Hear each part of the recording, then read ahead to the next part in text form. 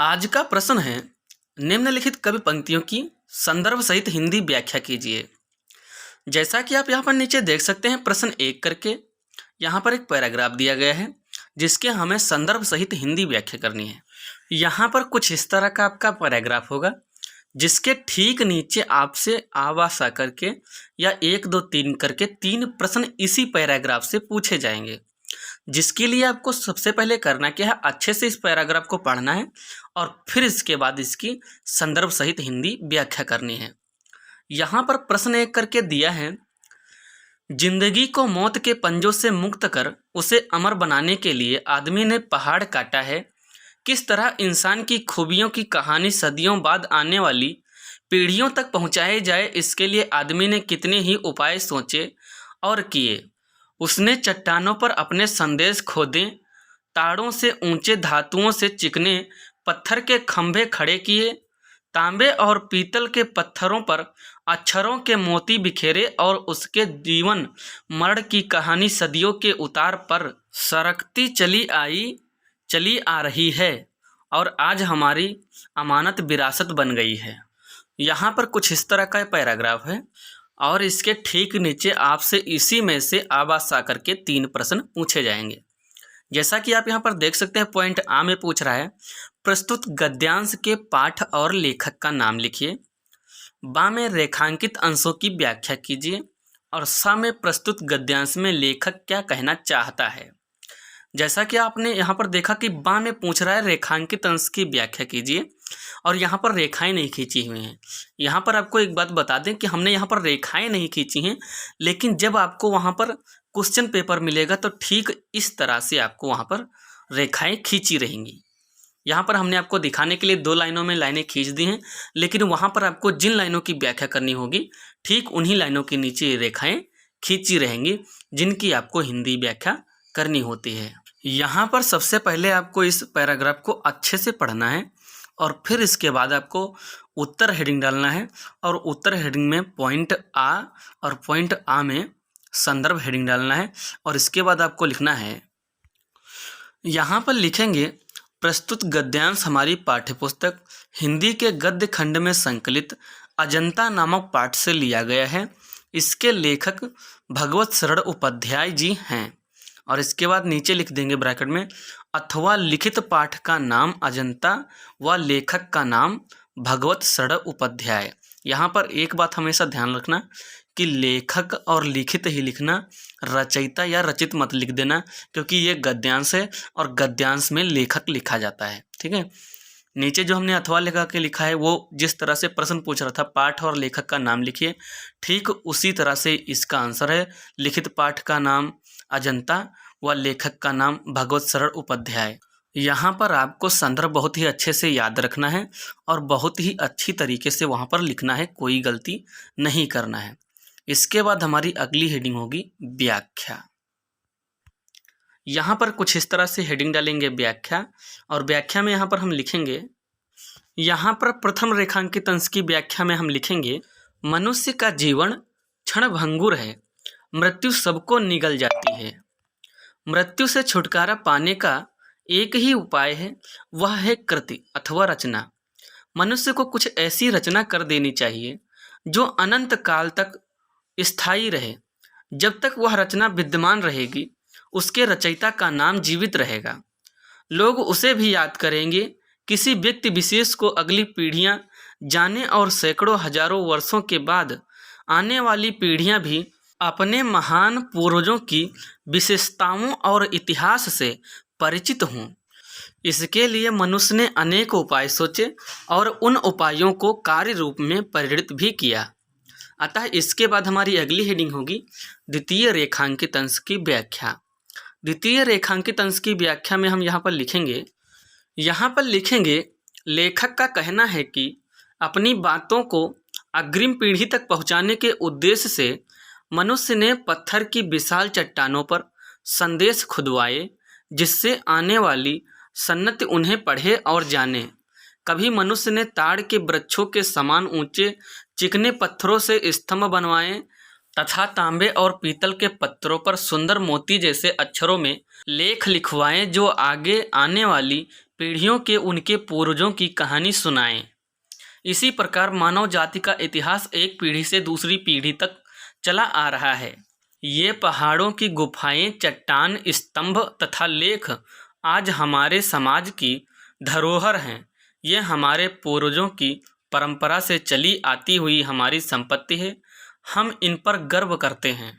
अतः इन्हीं लाइनों के साथ साथ हमारे इस पहले अध्याय की व्याख्या समाप्त होती है। इसके बाद आता है हमारा तीसरा प्रश्न।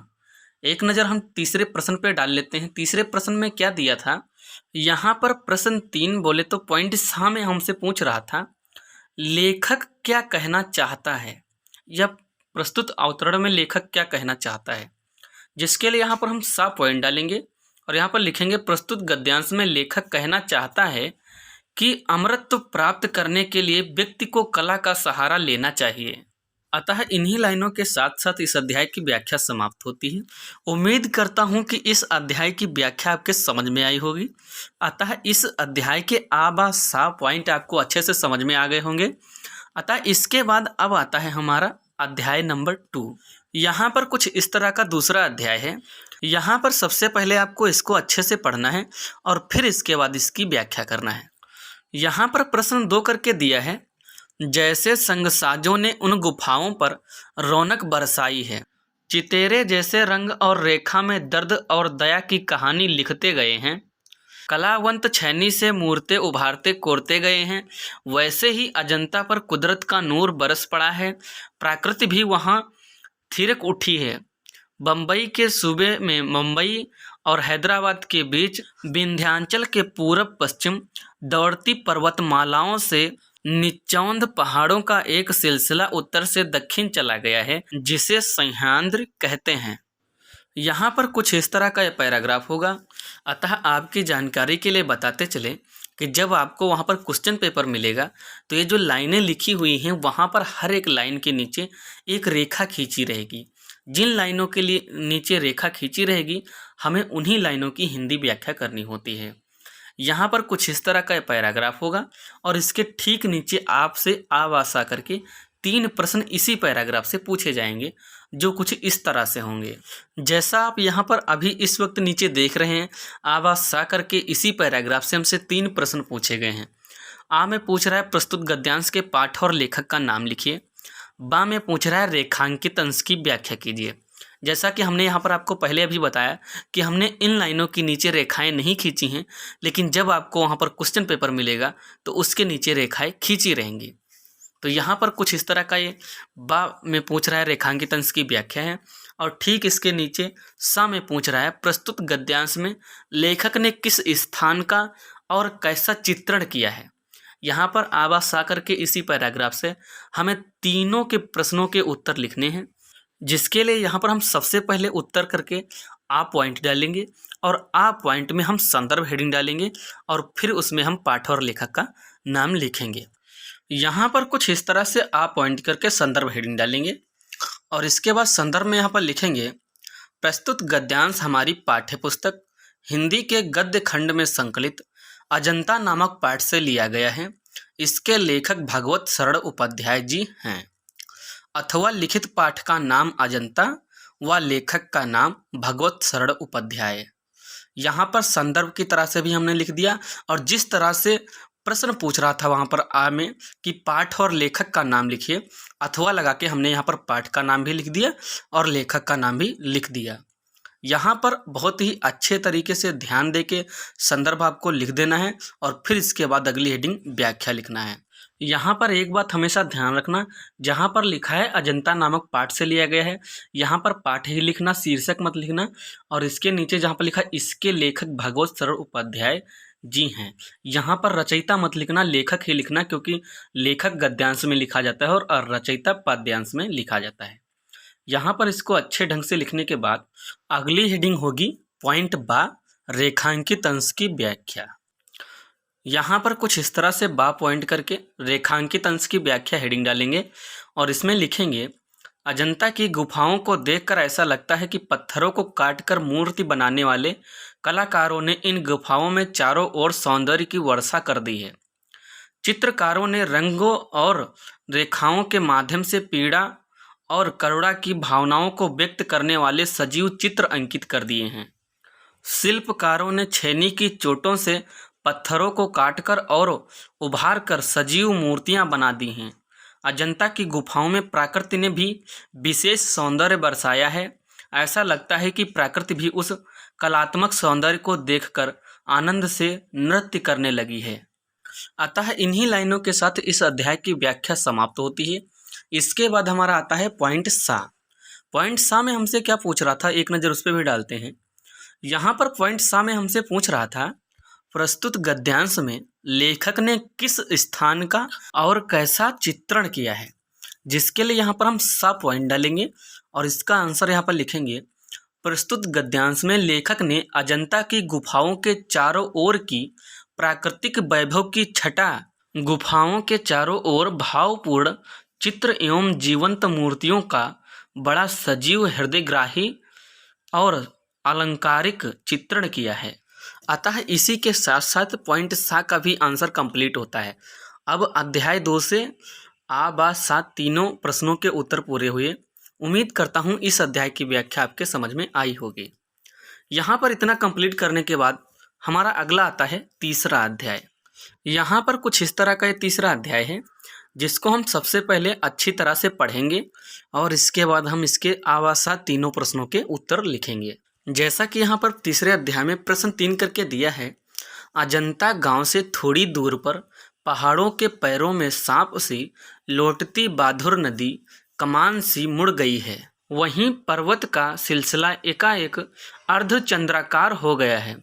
कोई 250 फुट ऊंचा हरे वनों के बीच मंच की तरह उठते पहाड़ों का यह सिलसिला हमारे पुरखों को बहा गया और उन्होंने उसे खोदकर भवनों महलों से भर दिया।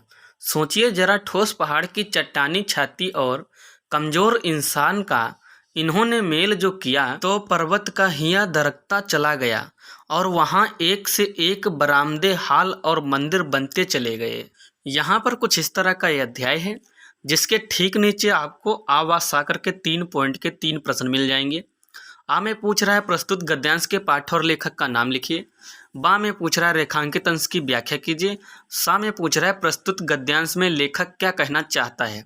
यहाँ पर एक पॉइंट बनता है कि रेखांकित अंश की व्याख्या कीजिए, और यहाँ पर किसी भी लाइन के नीचे रेखा नहीं।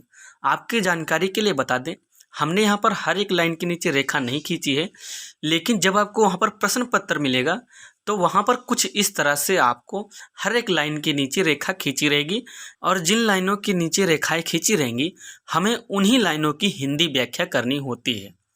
इसीलिए यहाँ पर बा में पूछ रहा है रेखांकित अंश की व्याख्या कीजिए। तो जब आपको वहाँ पर प्रश्न पत्र मिलेगा तो वहाँ पर लाइनों के नीचे रेखाएं खींची रहेंगी। यहाँ पर सबसे पहले आपको प्रश्न को अच्छी तरह से पढ़ना है और फिर इसके बाद आ बा सा तीनों पॉइंट के उत्तर आपको लिखने हैं। यहाँ पर सबसे पहले हम उत्तर हेडिंग डालेंगे, इसके बाद पॉइंट आ करके संदर्भ हेडिंग डालेंगे और फिर इसके बाद यहाँ पर हम संदर्भ लिखेंगे। यहाँ पर कुछ इस तरह से आ पॉइंट करके संदर्भ हेडिंग डालेंगे और इसके बाद संदर्भ में यहाँ पर लिखेंगे प्रस्तुत गद्यांश हमारी पाठ्यपुस्तक हिंदी के गद्य खंड में संकलित अजंता नामक पाठ से लिया गया है।